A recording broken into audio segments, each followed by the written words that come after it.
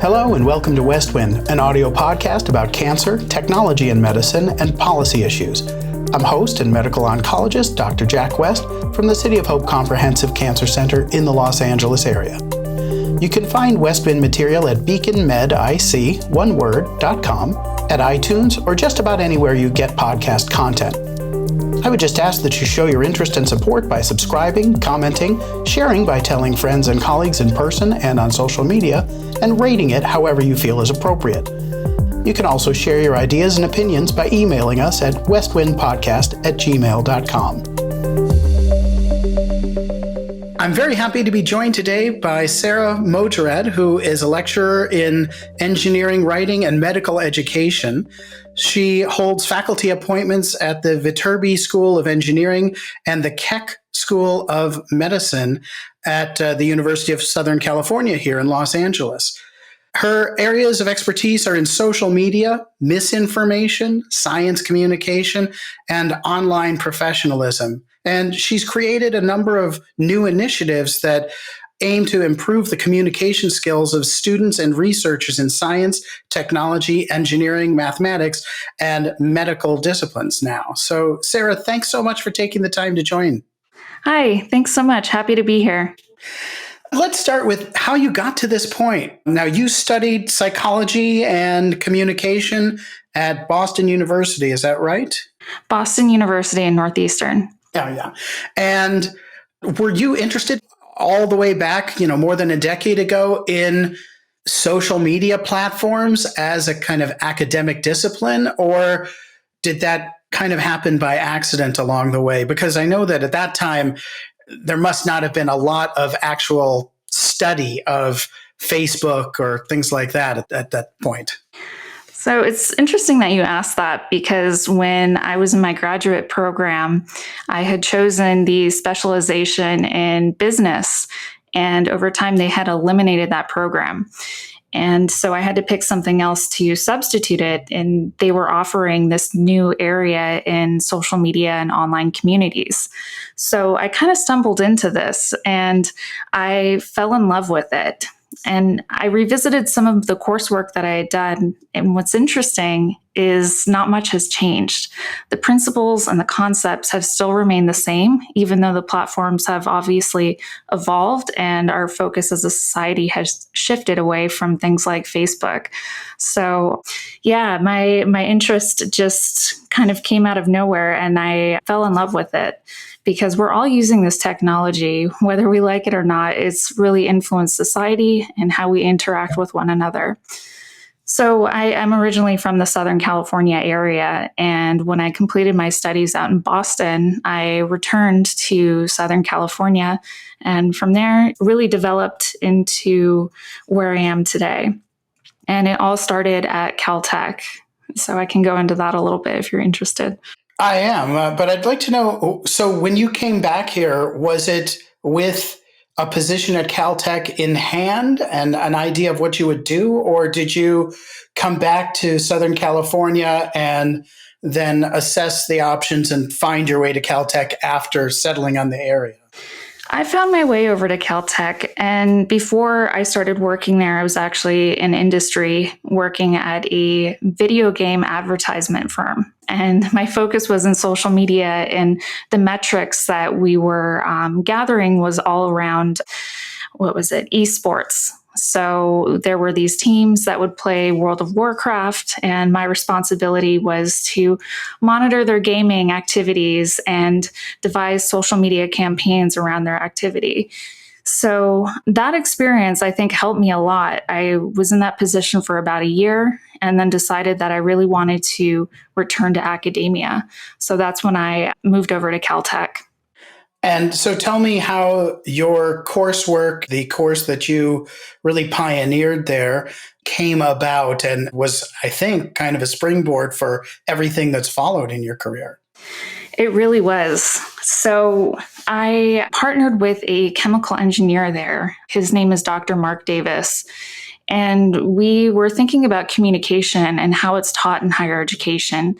And most of the time, the people who are taking communication are doing so because they're required. And by this, I'm specifically referring to people in STEM. So Dr. Davis is very accomplished in his fields, and he, in the past, has taught the required communication courses at Caltech. And he thought about the curriculum and how it was developing students. And he thought that it wasn't necessarily the best fit based off of the career trajectories for students going into academia or going into industry.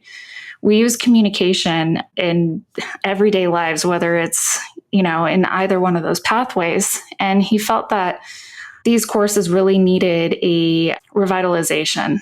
So we ended up coming up with this concept of social media for scientists. And what made it interesting is taking somebody like him, who has this hard science background and is an accomplished scientist, and partnering with somebody like me, who has this communication perspective.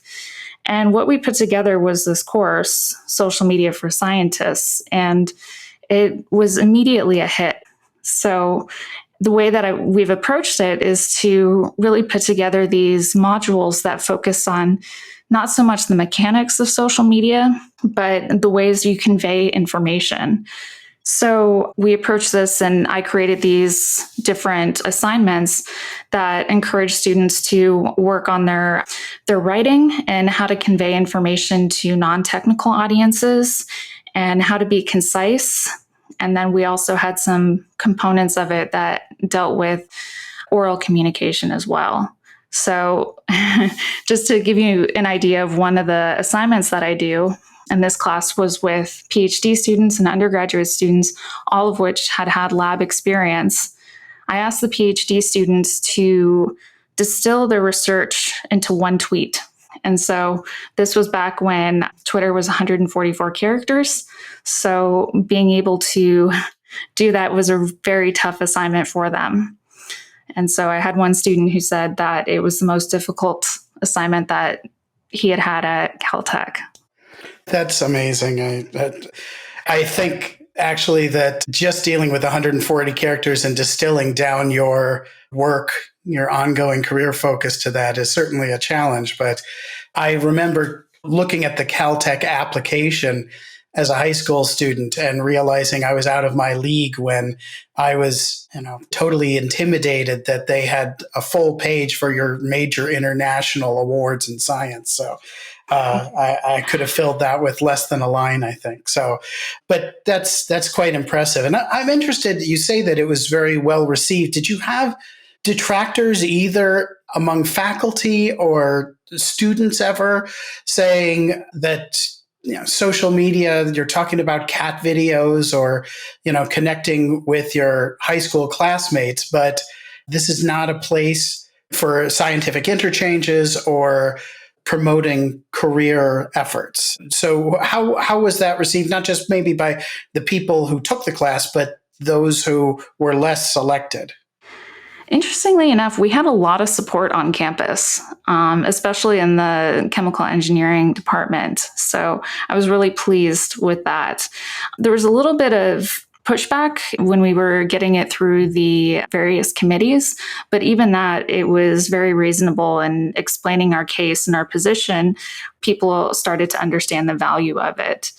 When I finished teaching it for the first time, I went across the US and visited all these different universities and shared the findings and really made a case in these various seminars that other schools should be teaching this type of coursework. And in my one-on-ones with different faculty and graduate students, there was some pushback.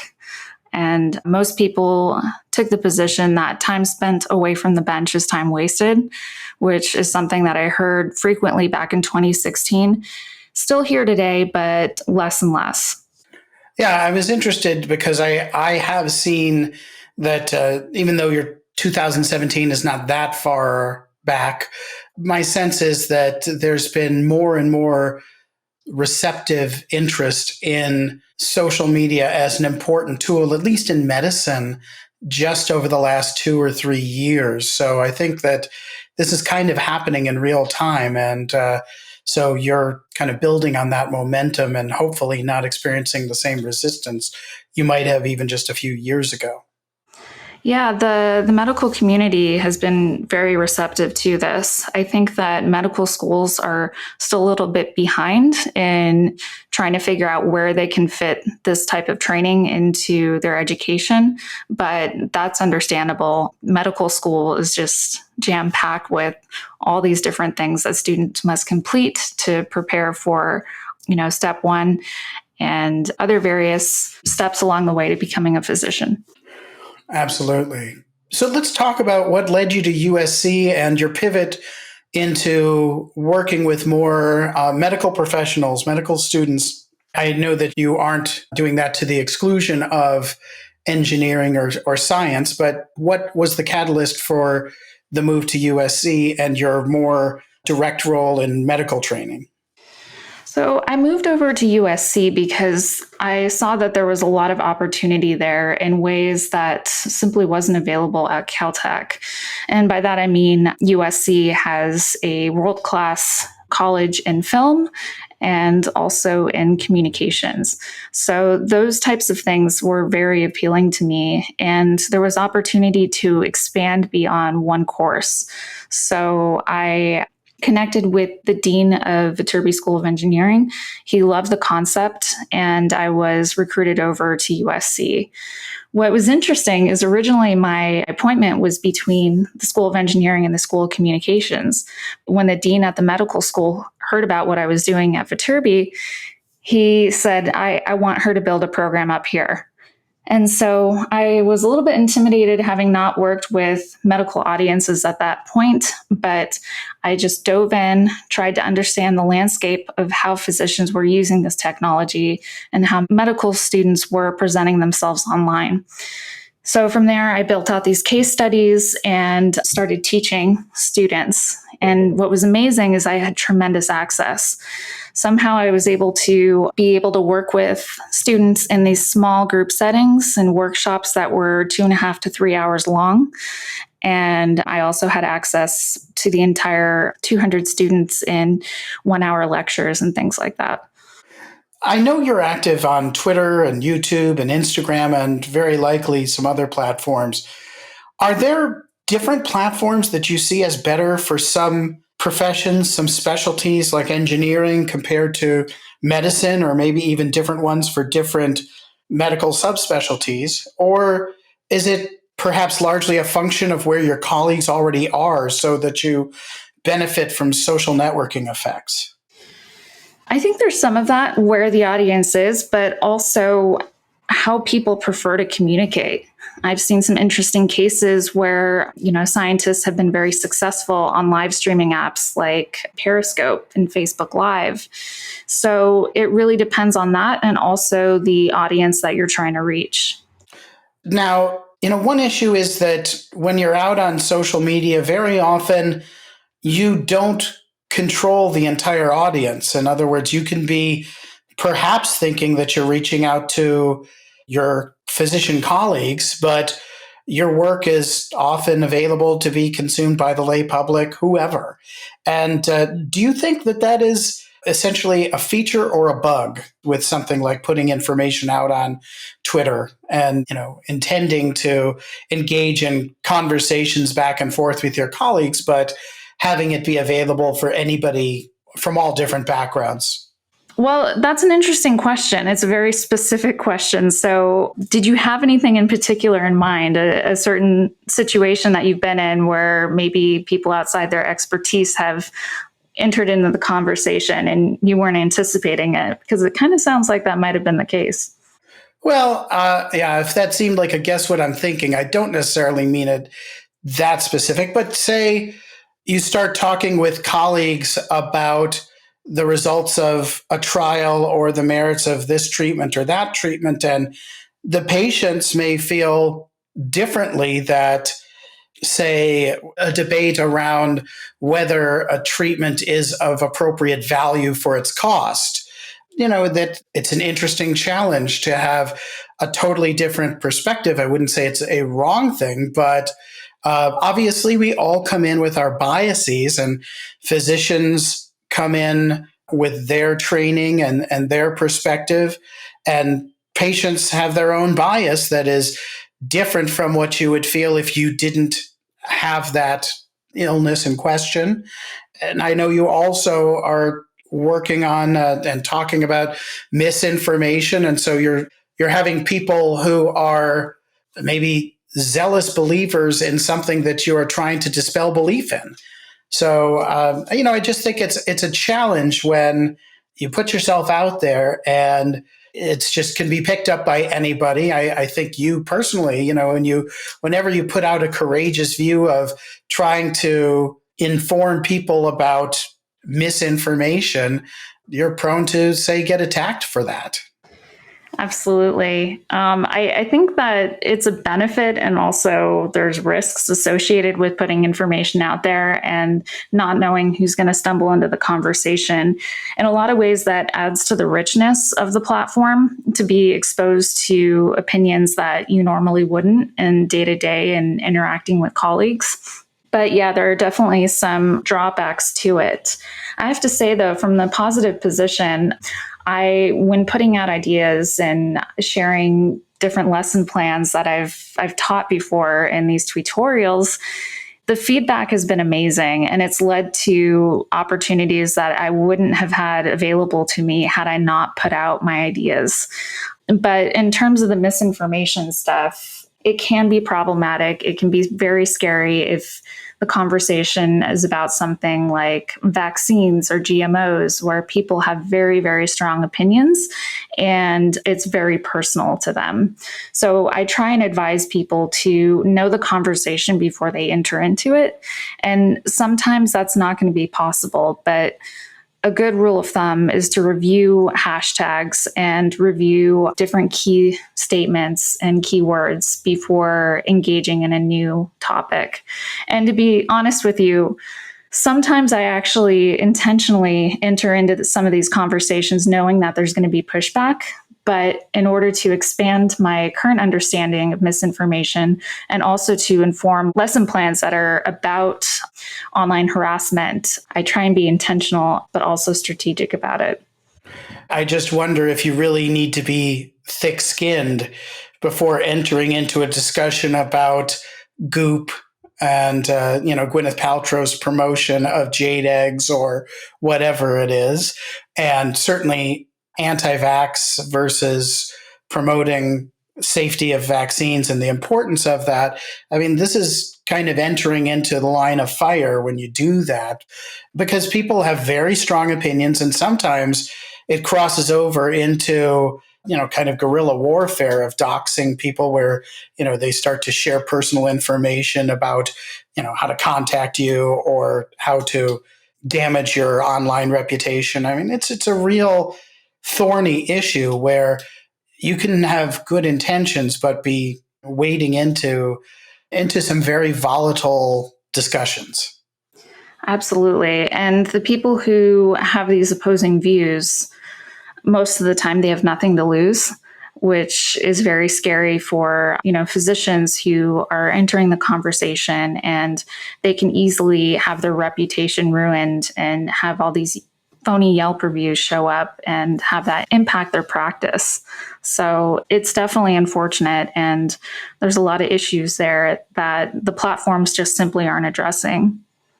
What do you think about the concept that physicians should hope to provide medical information as a kind of public health service to the general public on platforms where they are, and specifically things like TikTok or Instagram is one that's kind of midway between how it's used, but Twitter is a setting where I think a lot of the docs are there sharing information, intending to have it be picked up by their colleagues. TikTok, not as much, but there may be a very laudable goal of putting information out there, not for their colleagues, but for everybody else. What do you see how does that fit in as a priority for physicians? Do you see it as a kind of critical public service or a stay in your lane thing that docs may be transgressing? I think it's definitely a public service, and it's great when people have the interest in doing so and volunteering to put their time and effort into building this online presence and also pushing out content that's for the general public. The thing that comes up quite often is, how are people going to be compensated for that? Should they be compensated for that? Should this count some way in terms of, I don't know, something like CME credits? I think that we're simply not there yet, and it would be great to figure out some sort of system where professionals and experts are getting that attention and that credit for these various activities. I do think that people need to keep in mind that a certain level of professionalism has to go with their messaging. And this is something that's come up frequently recently with regard to TikTok, because this is a newer platform. It's something that physicians are just getting comfortable with, and it tends to skew towards a younger audience. So some of the activities, some of the dances, things like that are things that we haven't seen on other platforms. And I think that in some ways it goes against the traditional image of a physician. Yeah. And again, that is something that may be seen as a progressive way to engage an audience that hasn't been traditionally targeted, but I can see also being a one that people raise their eyebrows and wonder if having a physician dance while trying to convey information fits in our at least historic model of professionalism, or whether it should be updated. Yeah, I think there has to be a balance, and that's why training is so important. And just most recently, I've been seeing a lot of these TikTok videos from physicians who are diving into coronavirus updates. And personally, I tend to be a little bit more conservative when I see things like that. And, this is a very serious topic, and it's impacting everybody in the world in some way. So to see a physician dancing and, with a smile on their face, I question whether or not that's appropriate. Good point. There's still plenty of physicians as well as more basic scientists who are on the sidelines and really not very involved, may not have accounts on Twitter or various other channels that are commonly used. What are the leading points that you make, just if you have a quick sentence or two, to convey why they can benefit? What should they be looking for in jumping in rather than being on the sidelines in social media? Right. So I think that people should understand the landscape and really see the value before they decide to enter into it. And I don't think that social media is going to be for everybody. So it could be for more academically oriented folks who just want to be lurking and getting the most updated information in their fields. And, alternatively, people who want to be conducting outreach as well. So it really depends on what the interests are and where the strengths of that person's communication ability lie. Okay. Now, just in the last several weeks to months, we've entered a new era of social isolation that has changed and really limited how everyone interacts. And one casualty has been the medical or other professional science meeting. That could be an advisory board with 5 or 10 attendees, or large conventions with tens of thousands of people. Do you have any thoughts at this point yet about how this upheaval changes how we should be interacting, and particularly whether some of this may last well beyond enforced social isolation? Without really knowing the science behind everything that's involved with coronavirus, just from my own personal opinion, I do see this as being something that is going to be taking off. And I think that using online technologies, using things like Zoom, is going to become more common. I personally like going to these meetings and interacting and having that face-to-face networking. So I think that we all have to adjust and learn how to do that networking remotely. I am a little bit disappointed and frustrated because there was this great meeting in Washington, D.C. that was going to start tomorrow. And I was really looking forward to being there in person. And now I'm not going to be able to. So networking online, I'm not sure what that's going to look like with the other attendees, but I'm definitely interested and excited to give it a shot. Have you had, or do you expect to be in a situation of doing your first remote video-based keynote presentation? Yes, that's coming up. That's going to be in May. I was asked to give a keynote for Harvard Stem Cell Institute, and originally it was going to be a 45-minute talk, but they've pared it down to, I think I'm going to have 15 minutes. So that'll be fun. That'll be interesting. And I hope that everybody who had planned on attending will be online. Do you envision that how we interact on video-based meetings is going to be part of a skill set alongside social media that we will need to become adept at in the future? That we're going to really have to be able to have a professional composed presence on Zoom that's going to exist well into the future? Absolutely. Yeah. And so I think right now is a really great time to be experimenting with the platform, getting familiar with it, because pretty much everybody is new to it. So this is the time to be making mistakes and also getting comfortable and, working out those little kinks, such as what your background image is going to be, whether or not it's going to be in your living room or if you have a home office, things like that. Yeah, and I think just having people figure out that they need to be on mute when they have background stuff going on, and then they need to turn off the mute button when they're chiming in. I think that in itself is going to be the subject of a ton of exercises over the next several months till we all get good at that. Definitely. What's been interesting too is the students have been taking to it like a fish into water, and they've adapted, and it's been great to see how they've interacted with faculty. Absolutely. I think this is not just medicine. And I mean, it's affecting everything from telemedicine interactions with our patients. And we have this new concept suddenly of website manner that didn't exist before, because it's a totally different way to interact with patients when you're kind of seeing them as a window into their home, perhaps, and you may be working from home. But we are doing this in medical meetings as well.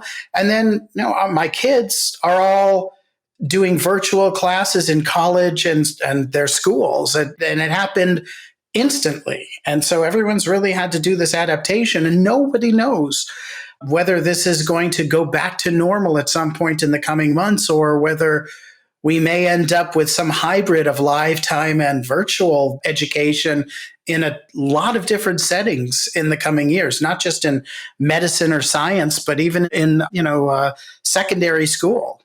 Absolutely. I think that people are realizing the cost effectiveness of this too. So it's something that's not going to be going away.